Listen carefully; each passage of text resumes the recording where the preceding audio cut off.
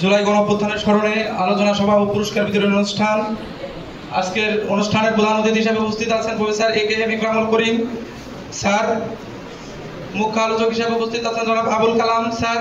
সভাপতি professor doctor Mohammad Mustafizur Rahman সহ রাজবাড়ী সরকারি কলেজের আমাদের প্রিয় অভিভাবক বৃন্দ, সকল টিচার।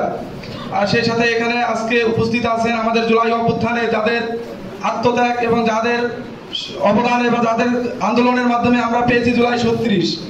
আমরা প্রথমেই স্মরণ করি জুলাইয়ের আন্দোলনের শহীদ ভাইদের, যাদের রক্তের বিনিময় এবং যাদের আত্মত্যাগে আমরা পেয়েছি জুলাই ৩৬।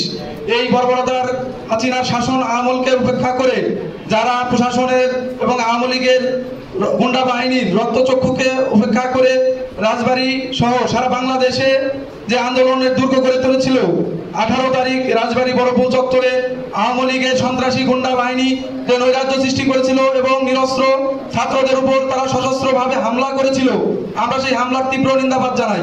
আজ একটি বছর অতিবাহিত হচ্ছে, কিন্তু আমরা তাদের কোনোভাবেই তাদেরকে প্রশাসনের পক্ষ থেকে তেমন কোনো দৃষ্টান্তমূলক শাস্তির ব্যবস্থা দেখছি না।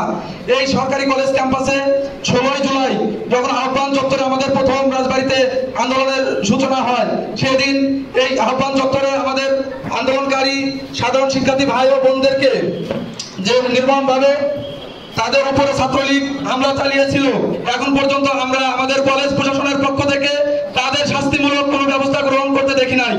আমরা আমাদের স্যারদের প্রতি বিনীত অনুরোধ রাখবো, আপনারা যত দ্রুত সম্ভব তাদেরকে শাস্তিমূলক ব্যবস্থার জন্য প্রশাসনিকভাবে ব্যবস্থা গ্রহণ করবেন। সেই সাথে আমরা বলতে চাই, দীর্ঘ সময় আওয়ামী লীগ স্বৈরাচার ফ্যাসিস্টের শাসন আমলে যেভাবে তারা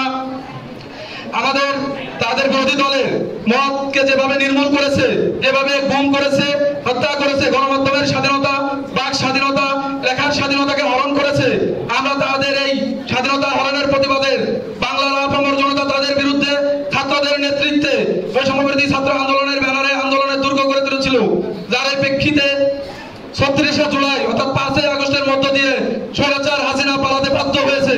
আমরা এদেশে আর কোন স্বৈরাচারকে মাথা জ্বালা দিয়ে উঠতে দিব না, কাউকে এই স্বৈরাচারী পন্থা অবলম্বন করতে দিব না।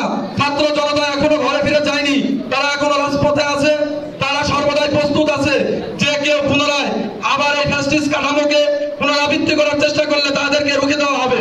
এই আন্দোলনে আমাদের সাধারণ শিক্ষার্থীদের পাশাপাশি আমাদের কলেজের সাধারণ শিক্ষার্থীদের অবদান সবচাইতে বেশি, যেহেতু আমাদের রাজবাড়ী জেলার সর্বোচ্চ বিদ্যাপীঠ রাজবাড়ী সরকারি কলেজ, এই কলেজের থেকেই আন্দোলনের প্রথম সূত্রপাত।